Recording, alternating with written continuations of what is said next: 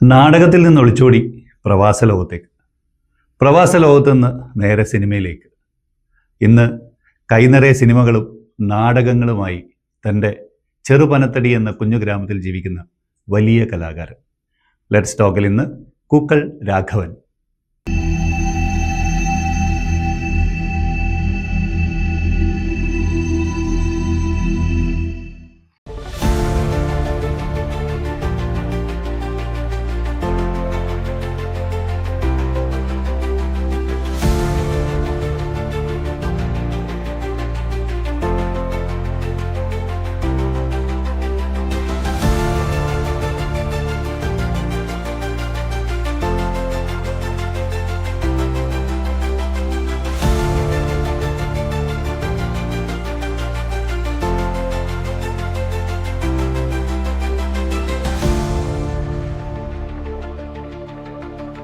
രാഘവട്ടാ, എന്തൊക്കെയാണ് വിശേഷങ്ങൾ?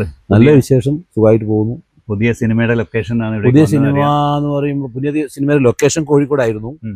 നമ്മുടെ പുലിമുരുകന്റെ അടുത്ത വൈശാഖൻ ഉണ്ടല്ലോ, വൈശാഖൻ സംവിധാനം ചെയ്യുന്ന ഖലീഫ എന്നൊരു പടം. അത് പഴയ ഹാജി മസ്താൻ എന്ന് പറഞ്ഞൊരു ഡോൺ ഉണ്ടായിരുന്നു മുമ്പ് ബോംബെയില്. അയാളുടെ സ്റ്റോറിയാണ്. അപ്പോൾ അയാളുടെ മകനായിട്ട് പൃഥ്വിരാജ് വരുന്നു, മോഹൻലാൽ ഗസ്റ്റ് റോളിൽ വരുന്നു. എനിക്ക് ചെയ്യാനുള്ളത് നമ്മുടെ ഷമ്മി തിലകന്റെ കൂടെ ഒരു റോൾ ചെയ്യാനുണ്ടായിരുന്നു, ഒരു പൊളിറ്റിക്കൽ ലീഡറായിട്ട്. ഇങ്ങനെ അയാളൊരു വില്ലനാണ്. അയാളുടെ കൂടെ 4 ദിവസം ഷൂട്ടിംഗ് ഉണ്ടായിരുന്നു, കഴിഞ്ഞു. വില്ലൻ വേഷമാണ്. വില്ലനെ സഹായിക്കുന്ന ആളും വില്ലൻ തന്നെയാണല്ലോ, ചെറിയൊരു വില്ലൻ. അതെ.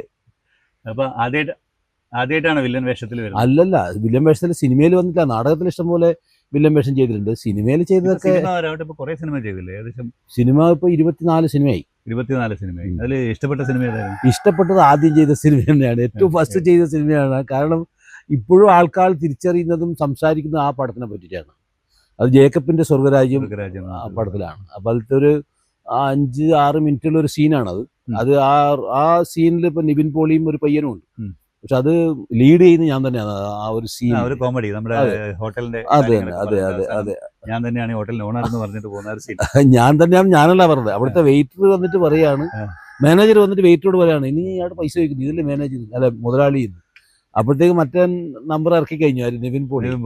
വീടൊന്നും കഴിക്കണ്ട, ഈ ഹോട്ടൽ നല്ലതല്ല, അവിടുത്തെ ഭക്ഷണം ശരിയാ, കയ്യിൽ പൈസ ഇല്ലാതാണ് സത്യം. അപ്പൊ അതങ്ങനെ ആ തമാശ രീതിയിൽ അത് കൊണ്ടുപോയി. അതിന്റെ ഒരു തമാശ സീൻ കൂടി ആയതുകൊണ്ട് ശരിക്കും ശ്രദ്ധിക്കപ്പെട്ട. അതെ അതെ. പിന്നെ ആ സിനിമയിൽ ആകെ പിരിമുറുക്കം കൂടുതലൊരു സിനിമയാണ്. അപ്പൊ അതിൻ്റെ ഇടയ്ക്ക് ഈ തേങ്ങ പൊട്ടിടുന്ന മാതിരി അവിടെ ചെറിയൊരു കോമഡി കൊണ്ട് നല്ലൊരു മുഹൂർത്തത്തിലാണ് ഇട്ടത്. അത് വിനീത് ശ്രീനിവാസന്റെ ഒരു കഴിവ് തന്നെയാണ്. അതുകൊണ്ട് തന്നെ അത് ഏറെ ശ്രദ്ധിക്കപ്പെട്ടു. ഇപ്പൊ തന്നെ യൂട്യൂബിലുള്ള ആ ഭാഗം മാത്രമുള്ള ആ ബോക്സ് 3/4 കോടിയോളം ആൾക്കാർ കണ്ടു കഴിഞ്ഞു. അല്ലാതെ ലൈവിൽ ഇഷ്ടം പോലെ കണ്ടിട്ടുണ്ടാവും സിനിമ തിയേറ്ററിലും. അതെ. അപ്പം അത് തന്നെയാണ് ഇപ്പോഴും ആൾക്കാർ പറയുന്നത്, ഇപ്പോഴും പറയും. പിന്നെ ഉണ്ട് ഇടയ്ക്ക് അതിന് ശേഷം വന്ന ഹെലനിൽ ത്രൂ ഔട്ട് റോളാണ്. എൻ്റെ പേരിൽ തന്നെ ക്യാരക്ടർ, രാഘവേട്ടൻ തന്നെ ക്യാരക്ടറിന്റെ പേര്. അപ്പൊ ഹെലനില് നല്ല റോളാണ്, ത്രൂ ഔട്ട് ആദ്യം മുതൽ അവസാനം വരെയുള്ള റോളാണ്. പിന്നെ എടുത്തു പറയാൻ പറ്റും, ലാസ്റ്റ് ഇപ്പൊ അടുത്ത കാലത്ത് വേറൊന്ന് കുറച്ചൊരു കോമഡി ആയിട്ട് വന്നത് പ്രകാശൻ പറക്കട്ടെ എന്നൊരു പടം അറിയില്ലേ, അത് തന്നെ പ്രിൻസിപ്പൾ, കോളേജ് പ്രിൻസിപ്പളായിട്ട്.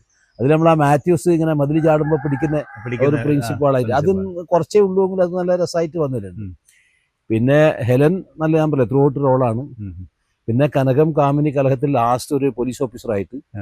പിന്നെ നമ്മുടെ ഇതുണ്ട് നാരദൻ, അതിൽ നല്ല നല്ല ഇത് കുറച്ചേ ഉള്ളൂ, പബ്ലിക് പ്രോസിക്യൂട്ടറായിട്ടാണ്. ടൊവിനോ തോമസ്, ഇന്ദ്രൻസ്, രഞ്ജി പണിക്കർ, ഇവരൊക്കെ ഇല്ല സീനാണ് അവരുടെ കൂടെ ഉള്ളതാണ്. അതെ അതെ അതെ. അത് നല്ല സീനാണ്, നല്ല നല്ല സിനിമയാണ്, നല്ല സീനാണത്, നല്ല കോമ്പിനേഷനാണത്.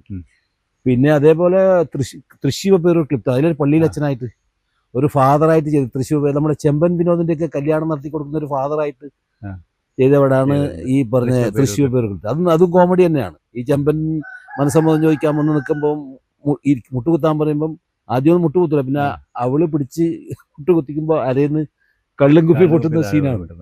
അപ്പൊ അങ്ങനെ അത്. പിന്നെ കക്ഷി അമ്മണിപ്പിള്ള, അതൊരു ജ്യോത്സ്യറായിട്ടായിരുന്നു. വിജയരാഘവൻ, മാമുക്കോയ, ഇവരെല്ലാം കൂടെ. പിന്നെ 3-ാം പ്രളയം സായികുമാറിന്റെ കൂടെയാണ്. പിന്നെ ഇതൊക്കെ പിന്നെ പ്രകാശൻ പറഞ്ഞ പ്രിയൻ ഓട്ടത്തിലാണ് നമ്മുടെ ഷർഫുദ്ദീന്റെ കൂടെ, ഷർഫുദ്ദീൻ, ബിജു സോപാനം, ഇവരൊക്കെ എല്ലാം അതിൽ നല്ല നല്ല ഒരുപാട് കുറച്ച് സമയമുണ്ട്, ലെങ്തി റോളാണ്. ഈ ചെയ്തതെല്ലാം എന്താ പറയുക, കുറച്ചേ ഉള്ളുവെങ്കിലും പ്രഗത്ഭരായിട്ടുള്ള നല്ല നടന്മാരുടെ കൂടെ. അതെ അതെ അതെ. ഇപ്പൊ ചെമ്പൻ വിനോദിന്റെ കൂടെ ചെയ്തു, ശിവജി ഗുരുവായൂര്, പിന്നെ നമ്മളെ ഷെറീന വഹാബ്, ഇവരൊക്കെയാണ് ആ പടത്തിൽ കൂടെ അഭിനയിക്കുന്നത്. സ്നേഹ ശ്രീകുമാർ, ഇവര് നല്ല എല്ലാവരും നല്ല നിവിൻ, അതെ ആദ്യം തന്നെ തുടങ്ങിയ നിവിൻ പോളിയിലൂടെ. അത് നല്ല എന്താ അറിയോ, നമുക്ക് ആ പടം അഭിനയിക്കുമ്പോൾ ഒരു സുഖം കിട്ടിയെന്ന് വെച്ചാൽ ഇപ്പൊ പുതുതായിട്ട് വരുന്ന ഒരാളൊക്കെ അഭിനയിക്കാൻ വരുമ്പോൾ വലിയ പരിഗണന കൊടുക്കുമല്ലോ, ഇത് വിളിക്കും പിടിക്കുന്നില്ല. പക്ഷെ അവിടെ എന്താ വെച്ചാൽ അവർക്ക് അങ്ങനെ ഒരു ക്യാരക്ടർ ചെയ്യാൻ ആളില്ലാത്തൊരു അവസ്ഥ വന്നു. അപ്പോൾ അവരവിടെ തപ്പിയതാണ് ഇവിടുന്ന് ആളെ കിട്ടുമെന്നുള്ളത്. കാരണം അവർ 42 അംഗങ്ങളടങ്ങുന്ന ഒരു ടീം ദുബായിൽ വന്നപ്പോൾ ആ സമയത്ത് ഈ ചെന്നൈ എയർപോർട്ട് പൂട്ടിയിട്ട്, പ്രളയം വന്ന് പൂട്ടിയിട്ട് ഈ ഗൗതം വാസുദേവ് മേനോനും പിന്നെ 1-2 ആൾ അവിടുന്ന് വരേണ്ടവരാ. ഈ രണ്ടുപേര് കുറഞ്ഞവരാ അവരവിടെ തപ്പിയതാണ്, ദുബായിൽ തപ്പിയതാണ്. അതെ അതെ. അപ്പൊ അത് അങ്ങനെ വന്ന് ഞാൻ അവിടെ നാടകത്തിലും ടെലിഫിലിമിലും അഭിനയിക്കുന്നതുകൊണ്ട് എൻ്റെ അടുത്തേക്ക് അന്വേഷണം വന്നതാണ്. അപ്പോൾ നമ്മളെ ദുബായ് ജോലിക്കിടയിൽ പോയിട്ട് അഭിനയിക്കുന്നതുകൊണ്ട് അവർ ശരിക്കും പരിഗണിച്ചു എന്നുള്ളതാണ്. ഫസ്റ്റ് തന്നെ രാവിലെ 7 മണി തുടങ്ങുന്നതന്നെ നമ്മുടെ സീനാണ്, തീരുവോളം നമ്മളെ സീൻ 2 മണിയുടെ എടുത്ത് ഡയറക്റ്റ് ഒരേ ഇതിലെടുത്ത് ആ ഒറ്റ സീൻ ഒന്നിച്ചെടുത്തതാണ്. അപ്പോൾ അതിന് നമുക്കൊരു ഫ്രഷ്നസ് ഉണ്ട്. സാധാരണ മറ്റ് സിനിമകളിലൊക്കെ പോയിരുമ്പോൾ മേക്കപ്പ് ചെയ്തിട്ട് ചിലപ്പോൾ രാവിലെ മേക്കപ്പ് ചെയ്ത് ഉച്ചക്ക് വൈകുന്നേരമൊക്കെ ആയിരിക്കും അഭിനയിക്കാൻ സമയം കിട്ടുക. ഇത് ഫ്രഷായിട്ട് ചെയ്തുകൊണ്ട് അതിൻ്റെ മൊത്തത്തിൽ അതിനൊരു ഗുണം, ആ സീൻ അതിനൊരു അഭിനയത്തിന് ഒരു ഗുണം കിട്ടിയിട്ടുണ്ട്. അതാണ് അതിൻ്റെ ഒരു. പിന്നെ അവിടുന്ന് ഇങ്ങോട്ട് ചെയ്ത് വന്നിപ്പം 1-2 നമ്മുടെ വിനു കോളിച്ചാൽ എന്നൊരു സംവിധായകരുണ്ട്. അതിന് ഈ ബിലാത്തി കുഴൽ എന്നുള്ളൊരു പടം എടുത്തിട്ട് ഇന്റർനാഷണൽ ഫെസ്റ്റിവലിനൊക്കെ പോയ പടമാണ്. അദ്ദേഹത്തിന്റെ രണ്ടാമത്തെ സിനിമയാണ് സർക്കാർ സിർക്ക 2020. അധികം ഓടിയിട്ടൊന്നുമില്ല, കുറേ തിയേറ്ററിൽ കുറച്ച് ദിവസം ഓടിയതേ ഉള്ളൂ. അതിൽ അഭിനയിച്ചിട്ടുണ്ട്, നല്ല തിരക്കേടില്ലാത്ത നല്ല റോൾ അഭിനയിച്ചിട്ടുണ്ട്. ഇപ്പൊ അങ്ങനെ ഇപ്പൊ വന്നിട്ട് ലാസ്റ്റ് ഈ പ്രിയ നോട്ടത്തിലാണ് പ്രകാശം പ്രകടകരി. ഇപ്പൊ വന്നിട്ട് മോഹൻലാലിന്റെ പടത്തിൽ അഭിനയിക്കുന്നുമല്ല. പിന്നെ മധുരരാജയിലുണ്ട് ഞാൻ, ഫസ്റ്റിൽ മധുരരാജയിൽ ആ ഫസ്റ്റ് സീനിലുണ്ട്. അതെ അതെ അതെ. ഇപ്പൊ പ്രവാസ ലോകത്തായിരുന്നല്ലേ, പ്രവാസ ലോകത്ത് കലാജീവിതം ഇപ്പൊ ഓർക്കുമ്പോൾ തോന്നുന്നു, അല്ലെങ്കിൽ എന്തൊക്കെയാ അവിടെ ഉണ്ടായിരുന്നത്? ശരിക്കും എനിക്ക് പ്രവാസ ലോകം ആദ്യത്തെ ഒരു കുറച്ച് കാലം മാത്രമേ ബുദ്ധിമുട്ടായി തോന്നിയിട്ടുള്ളൂ. പിന്നെ ഞാൻ എൻജോയ് ചെയ്യായിരുന്നു. ഫാമിലി അടക്കം അവിടെ താമസിച്ചു, മക്കളെല്ലാം അവിടെ പഠിച്ചു, വൈഫും അവിടെ ജോലി ചെയ്തു. പിന്നെ എനിക്ക് എന്ന് വെച്ചാൽ ആദ്യത്തെ ഒരു 10 വർഷം ജോലിയും കമ്പനിയും കാര്യങ്ങളായിട്ട് പോയി. അത് കഴിഞ്ഞിട്ട് നല്ലൊരു ജോലി കിട്ടി, ആ ജോലി ഇഷ്ടംപോലെ സമയം കിട്ടി. അങ്ങനെ അവിടുത്തെ ഒരു സംഘടനയിൽ നാടകം അഭിനയിക്കാൻ വേണ്ടി പോയി. അവിടെ ഷാർജയിൽ മാസ് എന്ന് പറഞ്ഞ സംഘടന ഉണ്ട്, അതിൽ ആ സംഘടനയിൽ ചേർന്നു. ആ സംഘടനയിലെ നാടകത്തിൽ അഭിനയിച്ചു. ആ നാടകം കണ്ടിട്ട് ടെലിഫിലിം ആദ്യമായിട്ട് ഇറങ്ങുന്ന കാലഘട്ടം 2008 പറയുമ്പോൾ അവർ ആർപ്പ് എന്ന് പറഞ്ഞ ടെലിഫിലിം എടുത്തു. അതാണ് ആ സിനിമ. ആർപ്പാണ് രണ്ടാമത് മധുര നാരങ്ങ എന്നുള്ള പറഞ്ഞ പേരിൽ സിനിമയായത്. അപ്പൊ ആർപ്പിൽ ഞാൻ വില്ലനായി. ഈ പറയുകയാണെങ്കിൽ വില്ലനല്ല ചെയ്തത്, ശരിക്കും ബലാത്സംഗം അടക്കമുള്ള വില്ലനാണ് ആർപ്പിൽ. അതാണ് ആദ്യമായിട്ട് മൂവി ക്യാമറയിൽ മുമ്പ് നിന്ന പടം. 2008-2007 തോന്നുന്നു. അപ്പൊ അങ്ങനെ ടെലിഫിലിമിലേക്ക് എത്തി. പിന്നെ ഒരു 10-15-20, അതായത് ദുബായ് UAE സംബന്ധിച്ചിട്ട് അവിടുത്തെ മലയാളി കമ്മ്യൂണിറ്റിയിൽ അറിയപ്പെടുന്ന ഒരു നടനായിട്ട് മാറിയപ്പോഴത്തേക്ക് അപ്പൊ അവർ ആര് ടെലിഫിലിം എടുക്കുന്ന കുറച്ച് സീരിയസ് വേഷം എന്നുണ്ടെങ്കിൽ എന്നെ വിളിക്കും. ഒരിക്കൽ മുഷ്താഖ് കാര്യാടെന്നൊരു തലശ്ശേരിക്കാരനൊരു ഡയറക്ടർ ഉണ്ട്, അയാൾ എടുത്തൊരു പടമാണ് യാത്രാമധ്യ എന്ന് പറഞ്ഞിട്ട്. അതില് ഒരു വയസ്സൻ ഒരു കാക്കയുടെ റോളാണ്, നല്ല ഇമോഷണലായിട്ട് അഭിനയിക്കാനുള്ള ഭാഗമൊക്കെ ഉള്ളത്. അതിൽ ചെയ്തിട്ട് എനിക്കൊരു സ്പെഷ്യൽ ജൂറി അവാർഡൊക്കെ കിട്ടിയ ആക്ടിങ്ങിന് UAE വെച്ച് തന്നെ അവിടെ ഒരു കോമ്പറ്റീഷൻ നടന്നു, അതിൽ വെച്ച് ഇങ്ങനെ കിട്ടി. അങ്ങനെ വന്നിട്ട് 10-25-30ഓളം ടെലിഫിലിമിൽ അഭിനയിച്ചിട്ടുണ്ട്. നാടകം എന്താ പറയുക, Sharjah, Dubai, Abu Dhabi, Fujairah, Ras al Khaimah, അവിടെ എല്ലാ സ്ഥലത്തുള്ള മലയാളി സംഘടനയിൽ നാടകങ്ങളിൽ അഭിനയിച്ചിട്ടുണ്ട്. ഭരത് മുരളി നാടകോത്സവത്തിൽ അഭിനയിച്ചിട്ടുണ്ട്. രാഘവേട്ടനെ സംബന്ധിച്ച് ഇപ്പം സിനിമ എന്നുള്ളത് ഇപ്പൊ അടുത്ത കാലത്ത് 2016 അതെ, ബേസിക്കലി രാഘവേട്ടൻ ഒരു നാടക നടനാണ്, അതെ അതെ അതെ, പൂർണ്ണമായ നാടകക്കാരനാണ്. തീർച്ചയായിട്ടും നാടകങ്ങളെ കുറിച്ച് ഒരുപാട് പറയാനുണ്ടാവില്ല രാഘവേട്ടൻ. നാടകങ്ങൾ പറയാച്ചാൽ ഈ എങ്ങനെ ഇത് തുടങ്ങിയെന്ന് വെച്ചാൽ പാരമ്പര്യമൊന്നുമില്ല. പക്ഷെ പണ്ട് നമ്മൾ ഈ ഇതൊക്കെ കൃഷിയാണ്, ഇവിടെ കൃഷിയാണെന്നറിയാം. കൃഷിയിൽ പണ്ട് ഞാനൊരു എന്താ പറയാ 5ാം ക്ലാസ്സിൽ പഠിക്കുന്ന സമയത്ത് തന്നെ ഞാനും എൻ്റെ അനിയനും കൂടി ഈ കാവൽ കിടക്കാൻ പറ്റും, പന്തലിൽ പന്നിയെ ഓടിക്കാൻ പറ്റും, ഏറുമാടം മാതിരില്ലേ അതിന്റെ മുകളിൽ. അത് തന്നെ. അപ്പൊ അവിടെ വന്നിട്ട് ആകുമ്പോഴത്തേക്ക് എങ്ങനെയോ ഈ സ്കൂളിൽ പഠിക്കുമ്പോൾ സ്കൂളിൽ ഒരു നാടകം കണ്ടു. ആദ്യമായിട്ട് നാടകം കണ്ട സ്കൂളിൽ നിന്നാണ്, 5ാം ക്ലാസ് പഠിക്കുമ്പോഴാണ്. ആ നാടകം കണ്ടപ്പോഴേ ഒരു അതിശയം, ഈ സ്റ്റേജിൽ ഈ വീട് അത് ഇതൊക്കെ ഇതെങ്ങനെ വരുന്ന ഒരു കൗതുകം വന്നു. പിന്നെ അവിടെ നിന്ന് എന്താ വെച്ചാൽ എവിടെ നാടകം, ഈ രാത്രി കാവലെടുക്കാൻ അച്ഛനറിയാൻ പാടില്ല. രാത്രി കാവലെടുക്കാമെന്ന രാത്രി അനിയനും ഞാനും കൂടി റാന്തൽ തൂക്കി പിടിച്ച് 8 കിലോമീറ്റർ നാടകം നോക്കാൻ പുള്ളിക്കരൊക്കെ പോയി. KT മുഹമ്മദിന്റെ സൃഷ്ടിയൊക്കെ അന്ന് നടന്നു പോയി കണ്ട നാടകമാണ്. അങ്ങനെ നാടകം കണ്ടിട്ട് ആ നാടകത്തിലൊരു മനസ്സിലേക്ക് വന്നു. അതിൽ കഴിഞ്ഞാൽ അപ്പോൾ ആ കാലത്തൊന്നും നടക്കൂല. പിന്നെ കുറച്ച് കാലം കഴിയുമ്പോൾ അച്ഛൻ മരിച്ചു, കുടുംബഭാരം നമ്മുടെ തലയിലായി. അതൊക്കെ കഴിഞ്ഞ് എങ്ങനെ ഇവിടെ അടുത്തുള്ള അമ്പലത്തിൽ ഭജന അതിനൊക്കെ പോകാൻ തുടങ്ങി. അങ്ങനെ ഭജനക്ക് പോയി, ഭജനക്ക് അവിടെ തന്നെ നാടകം ചെയ്തു. ആദ്യത്തെ നാടകത്തിൽ ഞാൻ കണ്ടു മനസ്സിലാക്കി ഒരു ചെയ്യും. രണ്ടാമത്തെ നാടകം മുതൽ ഞാൻ ഗാന്ധിവായിരുന്നു ആദ്യത്തെ നാടകം. അത് 1978 1977 അതിൽ അഭിനയിച്ചു. അതും കോമഡി തന്നെയായിരുന്നു. അങ്ങനെ ഗാന്ധിപത്തിൽ അഭിനയിച്ച് അങ്ങനെ നാടകത്തിൽ കയറി നല്ല ഇവിടുന്ന് പനത്തരിയിൽ നിന്ന് കുട്ടി തൊട്ടപ്പുറത്തെ ചുള്ളിക്കരയിലേക്ക് എത്തി, അതിൻ്റെ അപ്പുറത്ത് അട്ടയങ്ങാനത്തേക്ക് എത്തി, പിന്നെ കാഞ്ഞങ്ങാട്. ഇങ്ങനെ നാടകത്തിൽ വിളിച്ച് പിന്നെ നാടകം ഒരു സ്പിരിറ്റായി. പിന്നെ നാടകം ഭയങ്കര ഇതായി. അന്ന് ചന്ദ്രാലയ നാരായണൻ ഇയാളൊക്കെ ആയിരുന്നു നമ്മുടെ ഒരു എന്താ ഒരു അതെ. അപ്പോൾ ഈ അമ്മിണി, ഭാനുമതി ഇവരൊക്കെ കൂടിയാണ് ആ സമയത്ത് നമ്മൾ നാടകം അഭിനയിച്ചുകൊണ്ടിരുന്നത്. അങ്ങനെ പോയി എല്ലായിട്ടാകുമ്പോൾ എവിടുന്നോ ഒരു ഉൾവിളി വന്നു. ഇങ്ങനെ പോയാൽ കുടുംബത്തിൻ്റെ നമ്മളെ ഭാഗത്ത് കുടുംബഭാരൻ്റെ തലയിലാണല്ലോ. അപ്പോൾ വണ്ടി തിരിച്ചു വിടാന്നുള്ളൊരു ആലോചന വന്നു. അങ്ങനെ ഗൾഫിലേക്ക് പോകണമെന്നൊരു ആഗ്രഹം വന്നു. അപ്പോൾ ആരും കൊണ്ടുവരാൻ ആളൊന്നുമില്ല. അങ്ങനെ ഒരു മാർഗം ഞാൻ സ്വയം കണ്ടെത്തിയിട്ട് ആ ആളിനോട് പോകുന്നു പറഞ്ഞു. അപ്പോഴും ഞാനൊരു നാടകം ചെയ്യുന്നുണ്ട് ഇവിടെ അടുത്ത് പ്രതിഭാ ക്ലബ്ബ് എന്ന് വെച്ചാൽ ചുള്ളിക്കര എഴുതാ. ഞാൻ സംവിധാനം ചെയ്യുന്നു സൂര്യാവർത്തന നാടകം KT മുഹമ്മദിന്റെ. അല്ലല്ല, KT മുഹമ്മദല്ല, മുഹമ്മദ് പുഴക്കരയാണ്. അപ്പൊ ഞാൻ സംവിധാനം ചെയ്യുന്ന അതിലത്തെ വില്ലൻ റോളും ഞാൻ ചെയ്തുകൊണ്ടിരിക്കുന്നു. ചന്ദ്രാനന്ദ. അതെ. അപ്പൊ ഞാൻ ഈ ഗൾഫിലേക്ക് പോകുന്ന കാര്യം ആരോട് പറയാൻ പറ്റില്ല. കാരണം ഒരു ഉറപ്പുമില്ല. നിങ്ങൾ ബോംബെക്ക് വാ, അവിടുന്ന് നമുക്ക് കൊണ്ടുപോകാൻ പിടിക്കാന്ന് പറഞ്ഞാൽ അതെ. പക്ഷെ അവിടെ എത്താതെ പകുതി പോയി മടങ്ങി കഴിഞ്ഞാൽ ഭയങ്കര ഒരു നാണക്കേടായ വിഷയം. അപ്പൊ എനിക്കിത് ആരോടും പറയാൻ പറ്റില്ല, നാടകക്കാരോടും പറയാൻ പറ്റില്ല, ആരോടും പറയാൻ പറ്റില്ല. ഞാൻ ഗൾഫിലേക്ക് പോകുന്നുണ്ട്. പക്ഷെ ഇവിടുന്ന് ഒഴിവാകും വേണം. നാടകം കളിക്കാൻ 12 ദിവസം വിളി വന്നു. അപ്പൊ 12 ദിവസം മുമ്പ് ഇങ്ങനെ പോകുമ്പോൾ ഞാൻ പെട്ടെന്ന് ഒരു കള്ളത്തരം, ജീവിതത്തിൽ ആകെ ഒരു കള്ളത്തരം പറഞ്ഞതാണ്. മറ്റുള്ളവർക്ക് ബുദ്ധിമുട്ടുണ്ടാവില്ല എന്ന് വെച്ചാൽ പറഞ്ഞത്. ഞാൻ പറയും എനിക്ക് ചെറിയ അസുഖമുണ്ട്, എനിക്കൊന്ന് മെഡിക്കൽ കോളേജ് മണിപ്പാലിൽ പോകണമെന്ന് ടെസ്റ്റ് ചെയ്യണമെന്നെല്ലാം പറഞ്ഞിട്ട് ഈ നാടകക്കാരോടും പറഞ്ഞിട്ട് ഞാൻ എനിക്ക് പകരം സംവിധാനം ചെയ്യാൻ വേണ്ടി ഇതേ നമ്മളെ ഗുരുവായിട്ട് ചന്ദ്രാലയ നാരായണ മാഷ് ഏർപ്പാടാക്കി എൻ്റെ റോള് ചെയ്യാൻ വേണ്ടിയിട്ട് ആനിമൂട്ടിൽ ജോസ് എന്ന് പറഞ്ഞിട്ട് മാലക്കൽ ഒരു ആക്ടർ ഉണ്ട്, അയാളിപ്പോൾ സുഖമില്ലാതിരിക്കുകയാണ്, അയാളെ എൻ്റെ റോള് ചെയ്യാനാക്കി. എന്നിട്ട് സെറ്റാക്കി ഞാൻ പോയിട്ട് കുറച്ച് ദിവസം കഴിയുമ്പോൾ ഈ നാടകത്തിൽ അഭിനയിക്കാൻ എൻ്റെ കൂട്ടുകാരുണ്ടല്ലോ, എൻ്റെ അതേ പ്രായമല്ലായിരിക്കും, എല്ലാവരും വലിയ ഹൈ പൊസിഷനിലായിരുന്നു.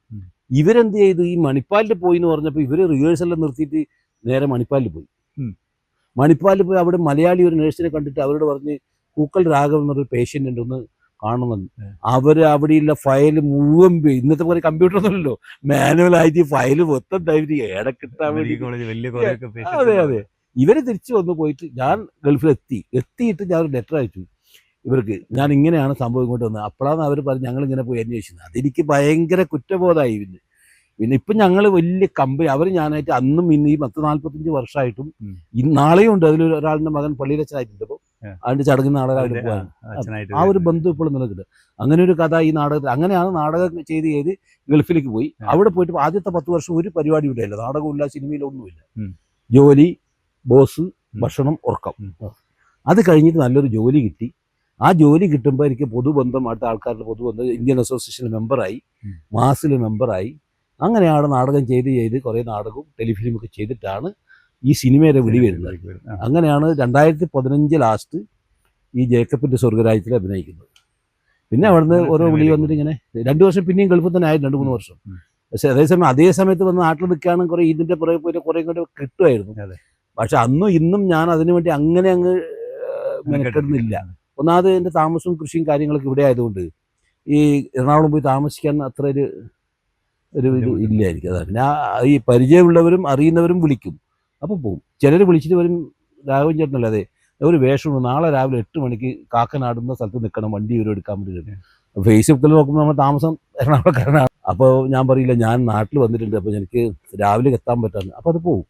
കാരണം മെയിൻ ആക്ടേഴ്സിൻ്റെ ഒക്കെ ടൈം നോക്കി നമുക്കൊരു ഗ്യാപ്പിലൊക്കെ നമ്മൾ വെക്കുക. അല്ലെങ്കിൽ നമ്മൾ ഈ മാസങ്ങളോട് ആ റൂമും ചിലവൊന്നും താമസിപ്പിക്കാൻ നഷ്ടമല്ലേ. അപ്പം അങ്ങനെ ഒരു വിഷയമുണ്ട്. അതുകൊണ്ട് ഇടക്കിടക്ക് ആരെങ്കിലും വിളിക്കുമ്പോൾ പോകുന്നു ചെയ്യുന്നതാണ്. ഇപ്പൊ ഗൾഫിൽ നിന്ന് തിരിച്ചു വന്നതിന് ശേഷം രാഘവൻ കുറെ നാടകങ്ങൾ നാട്ടിൽ ചെയ്ത് അതിൽ തന്നെ എന്താണ് നമ്മളെ മഞ്ഞ് പെയ്യുന്ന അത് ഒരു 10-15 വേദികളായി. അതെ. അതിന്റെ ഇമോഷണൽ ആയിട്ട് ബോംബെ വാല ആ ക്യാരക്ടർ എന്നെ ഇപ്പോഴും വിട്ടുപോയിട്ടില്ല. എനിക്കെന്തോ ആ ക്യാരക്ടർ അങ്ങനെ അങ്ങ് ഇഷ്ടപ്പെട്ടൊരു ക്യാരക്ടറാണ്. അത് അഭിനയിക്കാനുള്ള മുഹൂർത്തങ്ങൾ ഇഷ്ടം അല്ലേ. ഗിരീഷ് നേരിട്ട് മ്യൂസിക് ചെയ്ത് ഗിരീഷ് അതെ നല്ല വളരെ നല്ലൊരു വേഷമല്ലേ. ഇപ്പോഴും എനിക്കിപ്പോ അർദ്ധരാത്രി 12 മണിക്ക് ഉറക്കത്തിന് വിളിച്ചു വെച്ചാൽ അതിൽ ഡയലോഗ് ഞാൻ മൊത്തമായിട്ട് പച്ച വിളുമ്പോൾ ഇപ്പോഴും പറയണോ പറയാലോ. ഏത് നല്ലൊരു ഇമോഷണൽ പറയുമ്പോ നമ്മളെ ഇത് പറയാം, ലാസ്റ്റത്തെ ഇത് പറയാം അല്ലേ. കാരണം കാബൂളി ബോംബെ വാല എന്ന് പറയുന്ന ഒരു ക്യാരക്ടർ അത്രയും ആളുകളെ മനസ്സിലേക്ക് കയറുന്ന ഒരു ക്യാരക്ടറാണ്. അതെ. ഒരു ഇരുന്നുകൊണ്ട് ഒരു ചെയ്യാൻ പറ്റുന്ന ഒരു ഡയലോഗ്, ഏതെങ്കിലും മനസ്സിൽ വരുന്ന ഒരു ഡയലോഗ്. അപ്പോഴാണ് എന്താണ് ബാബറി മസ്ജിദ് തകരുന്നത്, അതല്ലേ ഒരു ഇഷ്ടപ്പെട്ട ഒരു സാധനം. അതിപ്പം നമുക്ക് പറയാം, അതിൻ്റെ ഇടയിൽ ഞാനിത് പറയാം. വേറെ എന്തെങ്കിലും അതിൻ്റെ ഇടയിൽ കാര്യം പറയും. എനിക്ക് പെട്ടെന്ന് ചോദിച്ചതുകൊണ്ട് അത് തന്നില്ല. പക്ഷെ എനിക്ക് കിട്ടും, അത് കംപ്ലീറ്റ് കിട്ടും. ആദ്യം മുതൽ തുടങ്ങിക്കഴിഞ്ഞാൽ വരിയായിട്ട് എല്ലാ ഡയലോഗും കിട്ടും. ഇതിപ്പോ ഏത് മുഹൂർത്തം എടുക്കണം എന്നുള്ളതാണ് ഇപ്പൊ തപ്പി കളിക്കുന്നത്. അതില് ഞാൻ പറഞ്ഞത് എനിക്ക് ഇഷ്ടപ്പെട്ട ഒരു സാധനമാണ്. അതായത് സ്വന്തം കുഞ്ഞ് മരണത്തിലേക്ക് പോകുന്നത് കാണുമ്പോഴും മറ്റൊരു കുഞ്ഞിനെ കൈപിടിച്ച് മോളെ രക്ഷിക്കാൻ പറ്റില്ല എന്ന് ഉറപ്പായപ്പോ രക്ഷിക്കാൻ പറ്റുന്ന ഒരു കുഞ്ഞിനെ രക്ഷപ്പെടുത്തി സ്വന്തം മോളാക്കി കൊണ്ടിരുന്ന ഒരു അത് പറയുന്ന ഒരു സീനുണ്ട്. അതെ അതെ അതെ. കുഞ്ഞിന് പാല് വാങ്ങി മടങ്ങി വരുമ്പോഴാണ് ബോംബ് പൊട്ടുന്ന ശബ്ദം കേട്ടത്. പെട്ടെന്ന് ഞങ്ങളുടെ കോളനികളാകെ തീ പറന്നു പിടിച്ചു. തീയിൽ നിന്ന് എൻ്റെ ഉണ്ണിമോളെ രക്ഷിക്കാൻ വേണ്ടി ഓടുമ്പോൾ തീക്ക് നടുവിൽ നിന്ന് ഈ ഉണ്ണിമോളിൻ്റെ കാലിൽ റസിയ മോളിൻ്റെ കാലിൽ കെട്ടിപ്പിടിച്ചു. ഇവളെ വാരിയെടുത്ത് സുരക്ഷിതമായൊരു സ്ഥലത്ത് കൊണ്ടുചെന്നാക്കി തിരിഞ്ഞു നോക്കുമ്പോൾ എൻ്റെ ഉണ്ണിമോളും അവളുടെ അമ്മയും കത്തിയൊടുക്കുന്നു. എൻ്റെ ഉണ്ണിമോളുടെ അച്ഛായെന്നുള്ള നിലവിളി കണ്ടു നിന്നു ബോംബെ വാല. കാലിൽ കെട്ടിപ്പിടിച്ച് കരഞ്ഞ് ഇവളെ കുടഞ്ഞെറിഞ്ഞിട്ട് ഞാൻ എൻ്റെ മോളെ രക്ഷിക്കാൻ വേണ്ടി ഓടണമായിരുന്നോ? അന്നങ്ങനെ ചെയ്തിരുന്നെങ്കിൽ ഇന്നെനിക്ക് ഈ ഗതികേട് വരുമായിരുന്നോ? കലാപം കടപുഴക്കി കൊണ്ടുപോയി എൻ്റെ ജീവിതത്തെ. അതിനുശേഷമുള്ള ജീവിതത്തിന്റെ പേരാണ് സാർ ബോംബെ വാല എന്ന്. അതെ മതി അല്ലേ? ഞാൻ പറഞ്ഞ ആ ഒരു സാധനം ഞാൻ പറഞ്ഞില്ല, എനിക്ക് ഞാൻ കണ്ടിരുന്നു രാവട്ടന്റെ പെർഫോമൻസ് ഞാൻ നേരിട്ട്. എന്റെ മോൾ അച്ഛനെതിരെ തന്ന പരാതി എങ്ങനെ പരിഹരിക്കും സാർ? കാലം എനിക്ക് നൽകിയതിന് മുകളിൽ നിങ്ങൾക്ക് ഇനി എന്ത് ശിക്ഷ നൽകാൻ കഴിയും സാർ? അതാ മഞ്ഞ് പെയ്യുന്ന മനസ്സ്. പിന്നീട് വേറെ ഏതൊക്കെ നാടകങ്ങൾ? പിന്നെ അതിന് മുമ്പ് ചെയ്ത് കുറെ സൂര്യാവർത്തമൊക്കെ പണി. സൂര്യാവർത്തം നാട്ടിൽ വന്നതിന് ശേഷം നാടകം അത് തന്നെ ചെയ്തിട്ടുള്ളൂ. ഈ മഞ്ഞ് പെയ്യുന്ന മനസ്സ് രാവട്ടനല്ലേ സംവിധാനം ചെയ്തത്? അതെ അതെ. ഞാനോട് സത്യൻ പരപ്പ, ഞങ്ങൾ രണ്ടുപേരും കൂടിയാണ് ആദ്യം നമ്മൾ സുരഭി ഈയക്കാടായിരുന്നു ഫസ്റ്റ്. 2019 ഈ നാടകം ഗൾഫിൽ നിന്നൊക്കെ വന്നപ്പോൾ ഞാൻ സുരഭിയായിട്ട് 40 കൊല്ലത്തെ പരിചയമാണ്. പുള്ളി തപ്പി അന്വേഷിക്കാൻ പോയി. ഗൾഫിൽ നിന്ന് വന്ന ആ സമയത്ത് വന്ന അവിടെ പോയി. അപ്പോൾ എവിടെയോ പുള്ളി ശില്പത്തിന്റെ പണി എടുത്തുകൊണ്ടിരിക്കുകയാണ് അവിടെ തന്നെ. അങ്ങനെ കണ്ടു. ഞാൻ പറഞ്ഞു ഇങ്ങനെ പരിപാടി രവി വരണം എന്ന് പറഞ്ഞു. രവി എന്നാണല്ലോ പേര്, സുരഭിന്റെ പറഞ്ഞത്. അതെ, അങ്ങനെ രവിയാണ് ആദ്യം, സുരഭിയാണ് ആദ്യം ഈ നാടകം ഒന്ന് സെറ്റ് ചെയ്തത്. അതെ, അന്ന് രണ്ടാമത്. പിന്നെ അത് കഴിഞ്ഞിട്ട് കുറച്ച് കാലം 2-3 സ്റ്റേജിൽ രവിയൻ ഉണ്ടായിരുന്നു. അത് കഴിഞ്ഞ് പിന്നെ ഒരു ഗ്യാപ്പ് വന്നു, ഒരു 1-2 കൊല്ലത്തെ ഗ്യാപ്പ് വന്നു. പിന്നെ ഇവിടെ അടുത്ത് തന്നെയുള്ള സത്യം പരപ്പാന്ന് പറഞ്ഞ പുള്ളിയെ കൂട്ടി പിന്നെ പകുതി ഞാനും ചെയ്തു.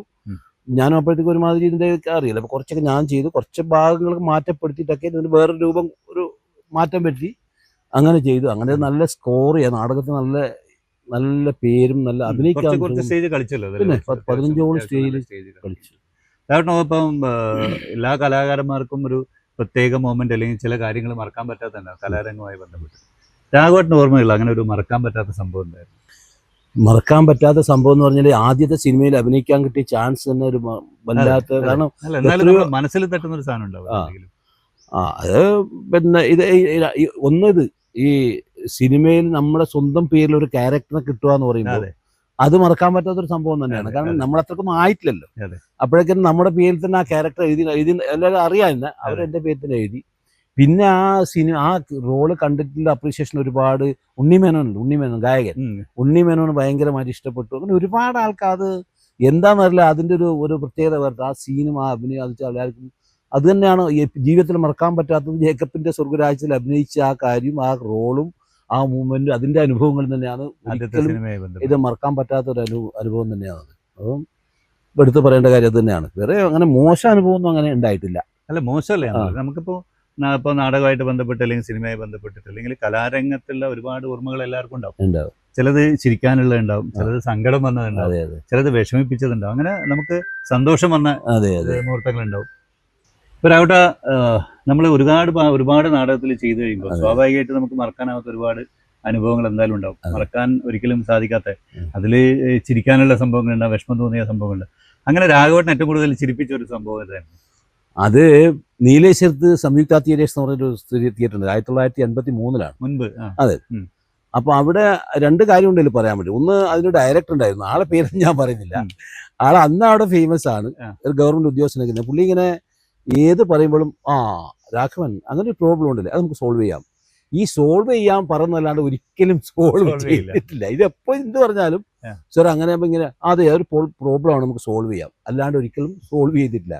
പിന്നെ അവിടെ ഒരു നാടകത്തിൽ പയ്യന്നൂരിലുള്ള ഒരു പഴയ ഒരു ശേഖരൻ ഉണ്ടായിരുന്നു. അദ്ദേഹമാണ് ഇത് മഹാരാജാവ്, പുരാണ നാടകമാണ്, മഹാരാജാവായിട്ട് വരുന്നു. പിന്നെ ഒരു നടി ഗൗരി പേരിലൊരു നടിയുണ്ടായിരുന്നു, അവരാണ് മോഹിനിയായിട്ട് വരുന്നത്. അപ്പോൾ ഇവരിങ്ങനെ സ്റ്റേജിൽ ചെയ്തുകൊണ്ടിരിക്കുമ്പോൾ ഈ മോഹിനിയും രാജാവും തമ്മിൽ സ്നേഹത്തിലാവുകയാണ്, കാട്ടിൽ വെച്ച് പരിചയപ്പെട്ട് സ്നേഹിക്കുന്നത്. അപ്പൊ ഇങ്ങനെ കെട്ടിപ്പിടിച്ച് ഈ തലക്ക് ഇങ്ങനെ ഉമ്മം കൊടുക്കും. ഉമ്മം കൊടുക്കുമ്പോൾ ഈ മുടിക്ക് കുത്തിയിട്ടിന്റെ മറ്റേ എയർപിൻ ഇത് കിരീടത്തിൽ കയറി. ഇതിങ്ങനെ കിരീടത്തിൽ കയറി. ഇത് എടുക്കാൻ കിട്ടുന്നില്ല. ഈ തലയും കൂടി തിരിച്ചെടുക്കാൻ വേണ്ടിയിട്ടില്ല. പിന്നെ കുടഞ്ഞിട്ടൊക്കെ ആ തല എടുത്തു തരില്ല. ഒരു വലിയ കോമഡി തന്നെ. അത് ഒരാഴ്ച പിന്നെ അല്ലാണ്ട് മനസ്സിലാവണ്ടല്ല. അതെ അതെ. എനിക്ക് മുമ്പ് ഒരിക്കലും അങ്ങനെ പറ്റിയില്ല. ഒരു നാടകത്തിൽ എനിക്കൊന്നും ഇതേപോലത്തെ ഒരു ഇത് പറ്റി. റിഹേഴ്സലിന്റെ സാധനം കിട്ടും. തോക്ക് എന്ന് പറഞ്ഞാൽ ഒറിജിനൽ വലിയ തോക്ക്, പോലീസുകാർ മറ്റേ ഡബിൾ ബാരൽ തോക്ക്. അപ്പൊ റിഹേഴ്സലിൽ എന്തോ നാട്ടയും വടിയും വെച്ച് ഉപയോഗിച്ചോണ്ടതാ. സ്റ്റേജിലാണ് തോക്ക് കിട്ടിയത്. ഇത് ഇങ്ങോട്ട് തരുമ്പോൾ ഈസി ആയിട്ട് ഈ വടി മേടിച്ചുകൊണ്ടായതല്ലേ. ഇത് DYSP ആണ് ഞാൻ, സബ് ഇൻസ്പെക്ടറിനാണ്, സർക്കിൾ ഇൻസ്പെക്ടറിനാണ് ഇത് തിരിച്ച് മേടിക്കേണ്ടത്. തോക്ക് മേടിക്കും. ഈ വടി മേടിക്കുന്ന രീതിയിൽ മേടിക്കുമ്പോൾ ഞാൻ തോക്കിന്റെ ഭാഗത്തേക്ക് തൂങ്ങി. വെയിറ്റ്, ഇത് അത്ര വെയിറ്റ് ഉണ്ടല്ലോ. അപ്പൊ റിഹേഴ്സലിൽ ഉപയോഗിക്കാതെ പറ്റിയൊരു അതെ അതെ അങ്ങനെ അതെ അതെ അങ്ങനെയുള്ള കോമഡിയൊക്കെ സംഭവിച്ചിട്ടുണ്ട്. അതുപോലെ രാവട്ടന ഈ മഞ്ഞു പെയ്യുന്ന മനസ്സിൽ എനിക്ക് ഓർമ്മയുണ്ട്. ഒരു ഫോൺ റിങ് ചെയ്യുന്ന സമയത്ത് ഫോൺ തപ്പി കിടക്കുമ്പോൾ കീശയിൽ ഫോണില്ല. അതെ അതെ കൂടെ അഭിനയിച്ച ഒരു നടൻ വളരെ കൂടി ആ സാധനം അതെ അതെ നമ്മളെ സനാതന റാവു, അയാളെ കയ്യിലെ ഫോൺ ഇല്ലാണ്ടായത്. അതെ, അയാളെ ഫോണ് പുറത്തുനിന്ന് കൊണ്ടുവന്നിട്ട് ഫോൺ ഉള്ളിൽ നിന്ന് അടിക്കാൻ തുടങ്ങിയിട്ട് കുറെ സമയമായാലും ആ സീൻ വളരെ ഭംഗിയായി ഒരു സംഭവം. അങ്ങനെ എനിക്ക് ഇവിടെ തന്നെ ഒരു സംഭവം ഉണ്ട്. ആളെ പേരൊന്നും പറഞ്ഞില്ല.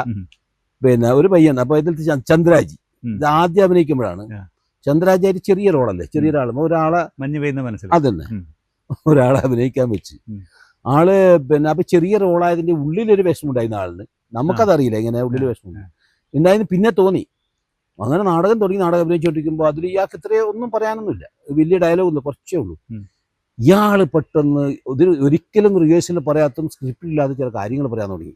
എൻ്റെ വീട്ടിൽ സാമ്പത്തികമായിട്ടൊന്നും ഉണ്ടായിട്ടില്ല, ഞാൻ ഇങ്ങനെ വളരെ ദാരിദ്ര്യത്തിൽ ജീവിച്ചാണ് സ്റ്റേജിൽ ലൈവ് അഭിനയിച്ചുകൊണ്ടിരിക്കുമ്പോൾ. അപ്പൊ ഞാനും കൂടെ അഭിനയിക്കുന്നവർക്ക് ഇങ്ങനെ വണ്ടടിച്ച് നിൽക്കുക, എന്താ ചെയ്യേണ്ടത്, എവിടെ ഇത് തീരും, എവിടെ അടുത്ത് തുടങ്ങണം എന്നല്ലേ. ഇയാളെ കൗണ്ടർ ഡയലോഗ് പറയേണ്ടത്.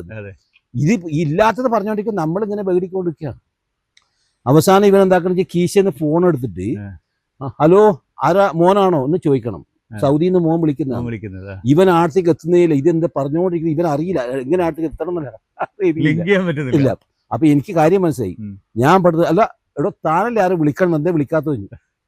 ഫോൺ എടുത്തിട്ട് ഹലോ അല്ലെ, അങ്ങോട്ട് വിളിച്ചു, ഇങ്ങോട്ട് വിളിക്കുന്ന, അങ്ങോട്ട് വിളിച്ച് പിന്നെ അത് ഒപ്പിച്ചു ആയിട്ടിരിക്കുന്നതിന്. അതെ അതെ അങ്ങനെയൊക്കെ ഉണ്ടായിരുന്നു. ഈ വേണ്ടാത്തതിൽ കയറി പിടിക്കുമ്പോൾ ഇതൊക്കെ ആലോചിക്കാറുണ്ട്. നാടകത്തിൽ അറിയാമോ, ലൈവ് ആകുമ്പോൾ ഒന്നും ചെയ്യാൻ പറ്റില്ല, ലൈവ് പെർഫോമൻസ് ഒന്നും ചെയ്യാൻ പറ്റില്ല. രാഘവട്ടെ, അതേപോലെ രാഘവട്ടിന്റെ ഭജന സംഘമുണ്ട്, പാട്ട് പാടുന്നുണ്ട്. ഈ ഇതിനെ കുറിച്ച് ഇപ്പം ഭജന ഇപ്പം ഒരുപാട് ഇപ്പം വളരെ ശ്രദ്ധിക്കപ്പെട്ട ഒരുപാട് സംഘങ്ങൾ നമ്മളെ ഭജനയായിട്ട് വരുന്നത്. രാഘവട്ടിന് ആ ഒരു മേഖലയിലൊക്കെ നല്ല രീതിയിൽ പോകുന്നുണ്ടല്ലോ അല്ലെ? ഉണ്ട്. ഞാൻ എന്താ പറയാ, അന്ന് ചെറുപ്പകാലത്തിലേ അതിനോട് താല്പര്യം വന്നു. ഞാൻ പറഞ്ഞു ഈ ഏറുമാടത്തിൽ കിടക്കുമ്പോഴേ നമ്മൾ നല്ല ഈ ഭജനക്ക് സ്ഥിരമായിട്ട് പോകുമല്ലോ. അല്ല ചോദിച്ചാൽ വീട്ടിൽ നിന്ന് വിടുവൊന്നുമില്ല. അപ്പം അല്ല അതിൽ പോയി അങ്ങനെ പോയി. അന്നത്തെ കാലം ശരിക്കും പറഞ്ഞാൽ അങ്ങനെയല്ലേ, ഇതുകൊണ്ട് ജീവിക്കാൻ പറ്റൂല എന്നൊരു ബോധ്യമാണ് മുതിർന്ന ആളുകൾക്ക്. അതെ, മാത്രമല്ല അച്ഛനൊക്കെ വലിയ പ്രമാണിയാണ്. അവർക്ക് ഇതൊന്നും അങ്ങനെ ചെവിയിൽ കയറില്ല. ഈവൻ ലുങ്കി കൊടുക്കാൻ പോലും സ്വാതന്ത്ര്യം ഉണ്ടായിട്ടില്ല. വെളുത്ത മുണ്ടലാണ് ലുങ്കി കൊടുക്കാൻ പോലും.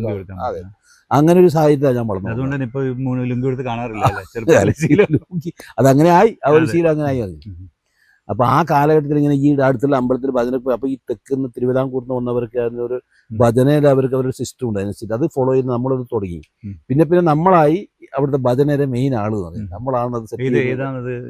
ഇവിടെ പണത്തടി ശ്രീ മഹാവിഷ്ണു ക്ഷേത്രം എന്ന് പറഞ്ഞിട്ടുണ്ട്. അവിടെ അയ്യപ്പ ഭജന മന്ദിരമുണ്ട്.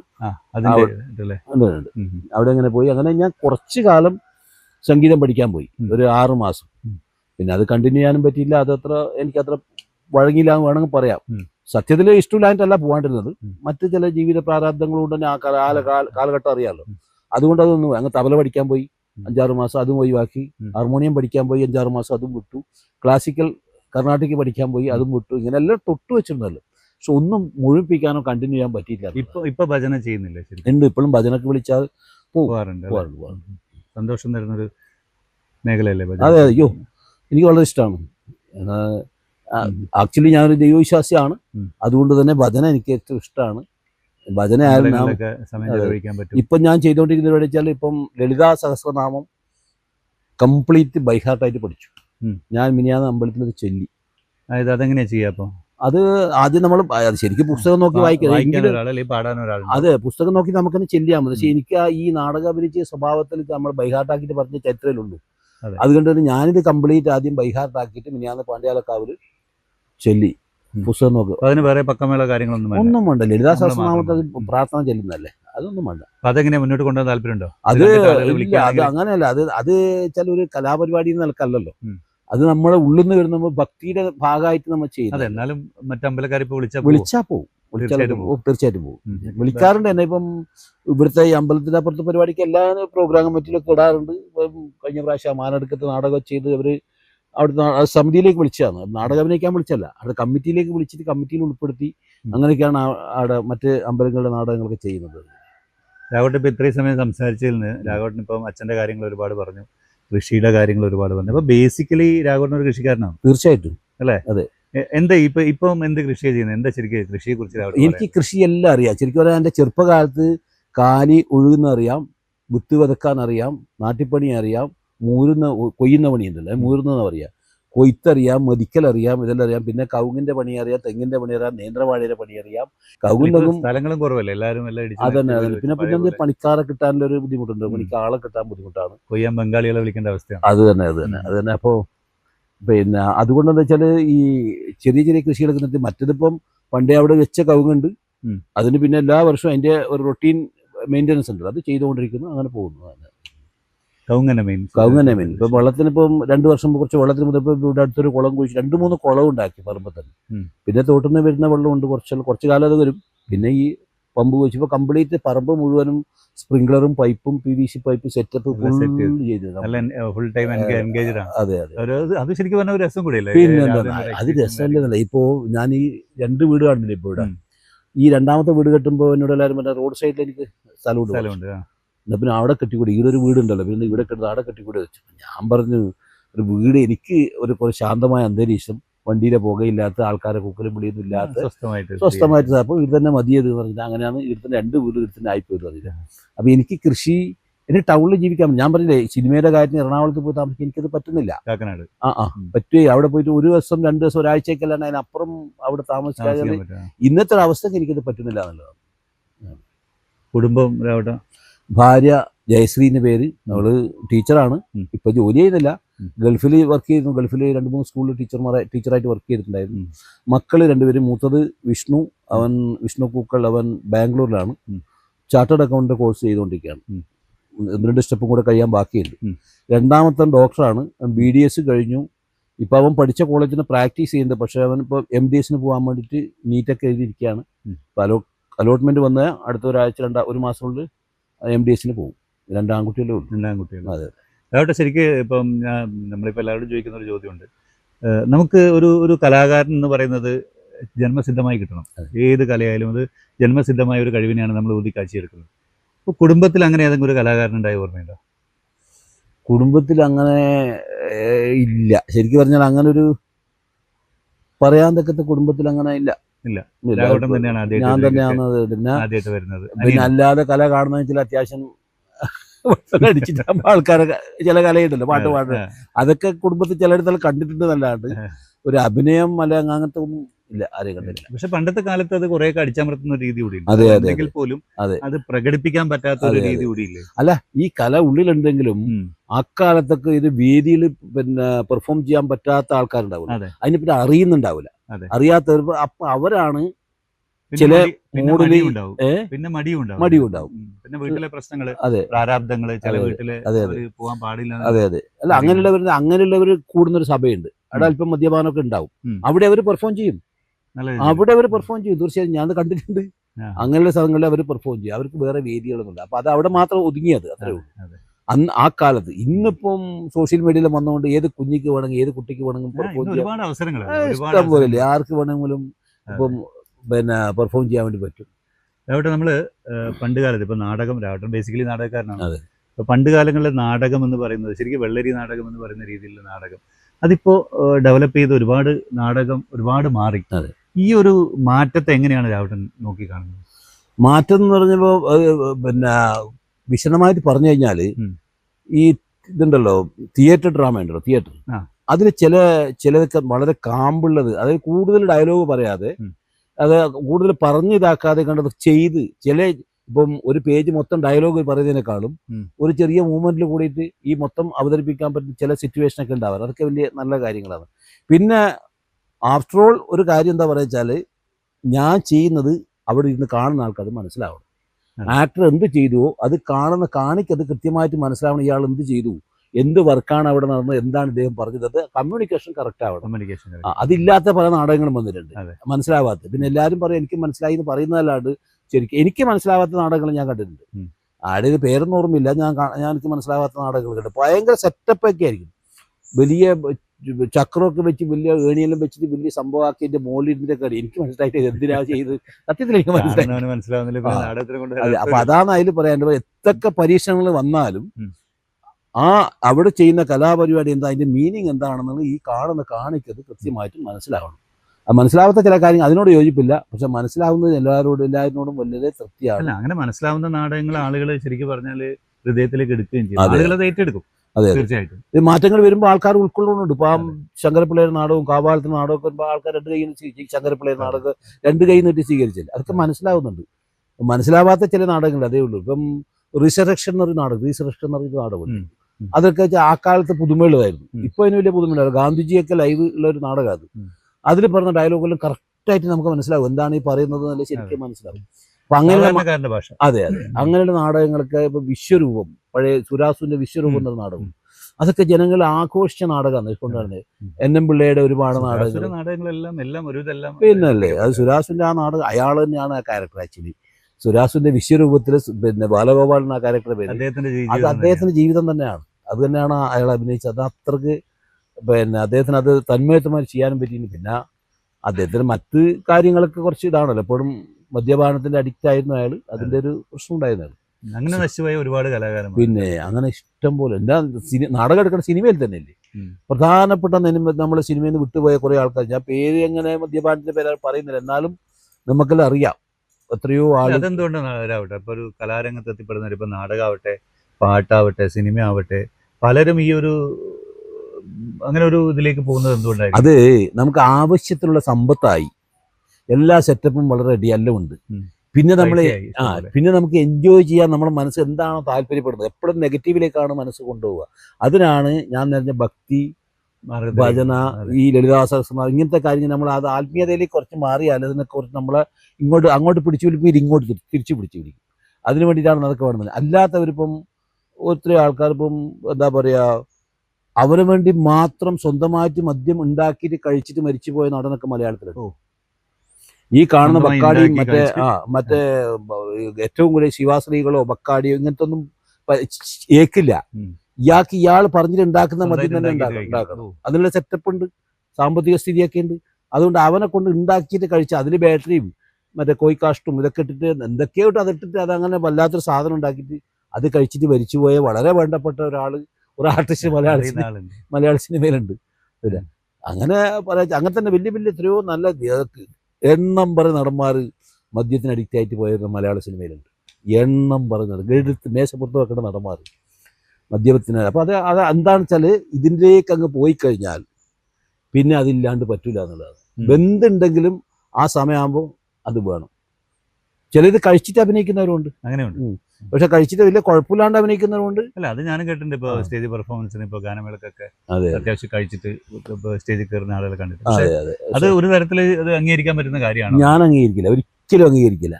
ഞാനത് ഒരു പ്രാവശ്യം അനുഭവിച്ച് നോക്കിയതാണ്. എല്ലാവരും പറഞ്ഞു, ഞാനൊരു പ്രാവശ്യം നോക്കി. പക്ഷെ ഒരിക്കലും നമ്മുടെ മനസ്സ് പകുതിയും നമ്മളിലല്ല ഉള്ളത്. നമ്മളെ കോൺസെൻട്രേഷൻ അധികം വേറെ ഇതിലുള്ളത്. പിന്നെ ചില പെർഫോമൻസ് ഒക്കെ വരുമായിരിക്കും, ഓവറായിട്ട് വരുമായിരിക്കും. അല്ലാണ്ട് അതിൻ്റെ നമ്മളല്ലേ അല്ല. മദ്യപിച്ച് കഴിഞ്ഞാൽ നമ്മളല്ലേ അല്ല.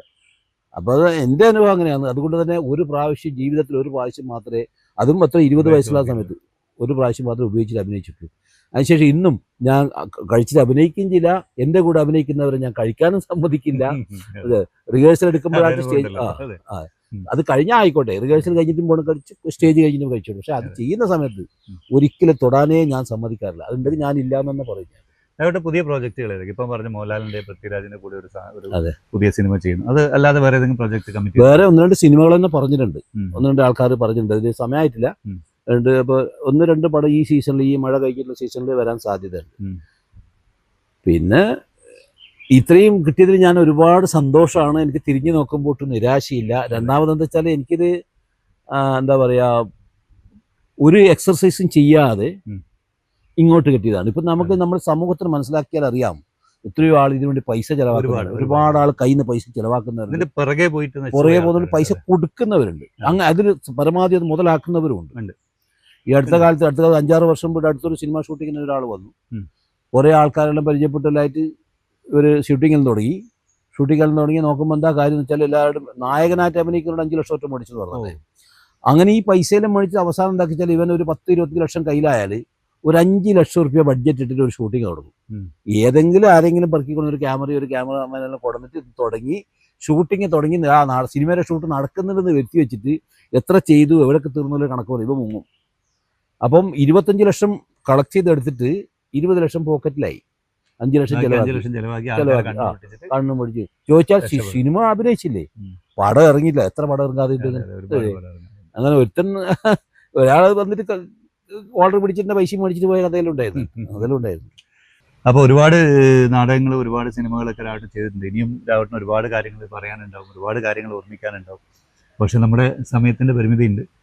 അപ്പോൾ രാവട്ടന് ഒരുപാട് സിനിമകൾ ഇനിയും കിട്ടട്ടെ. കേരളത്തിൽ നഷ്ടപ്പെട്ടു പോയ തിലകൻ ചേട്ടനെ, നെടുമുടി വേണു പോലുള്ള പ്രഗത്ഭ നടന്മാരുടെ സ്ഥാനത്തേക്ക് രാഘവട്ടൻ കടന്നു വരട്ടെ എന്ന് പ്രാർത്ഥിക്കാം. Thank you. രാവട്ടൻ തീർച്ചയായിട്ടും രാവട്ടൻ നന്നായി പാടുന്ന ഒരാളാണ്. രാവട്ടൻ ഇഷ്ടപ്പെട്ട ഒരു പാട്ടിന്റെ ഒരു 2 വരിയോടുകൂടി നമുക്ക് ഈ ഒരു നന്നായിട്ട് പാടുന്ന പറഞ്ഞൂടാ, പക്ഷെ ഈ ഭജന പാടിയതുകൊണ്ട് ഭജനപ്പാട്ടൊക്കെ പാടും. അങ്ങനെ 2 വരി ഭജനപ്പാട്ട് പാടും. പിന്നെ എനിക്ക് കൃഷിയൊക്കെ ഭയങ്കര ഇഷ്ടം, കൃഷിയായിട്ട് ബന്ധപ്പെട്ട പാട്ട്. ചില പാട്ടുകൾ നോട്ട് ചെയ്ത് വെക്കുന്നുണ്ട്, അതൊക്കെ ഞാൻ പ്രസംഗിക്കാനൊക്കെ പോയാലും പാടും, അത്രേ ഉള്ളൂ. ഭജനപ്പാട്ട് എന്ന് പറയുമ്പോൾ ഞാൻ സാധാരണ ദേവിയിലെ ഒരു പാട്ട്, ഭാഗ്യദലക്ഷ്മി ബാരമ്മ നമ്മമ്മ നീ സൗഭാഗ്യദലക്ഷ്മി ಬಾರಮ್ಮ, ಹೆಜ್ಜೆಯ ಮೇಲೆ ಹೆಜ್ಜೆಯ ನಿಕ್ಕುದ ಗಜ್ಜ ಕಾಲ್ಗಳ ಧ್ವನಿಯ ಮಾಡುಗ ಸಜ್ಜನ ಸಾಧು ಪೂಜೆಯ ವೇಳೆಗೆ ಮಜ್ಜಿಗೆಯೊಳಗಿನ ಬೆನ್ನ ಎಂದೇ ಭಾಗ್ಯದ ಲಕ್ಷ್ಮೀ ಬಾರಮ್ಮ ನಮ್ಮಮ್ಮ ನೀ ಸೌಭಾಗ್ಯದ ಲಕ್ಷ್ಮೀ ಬಾರಮ್ಮ.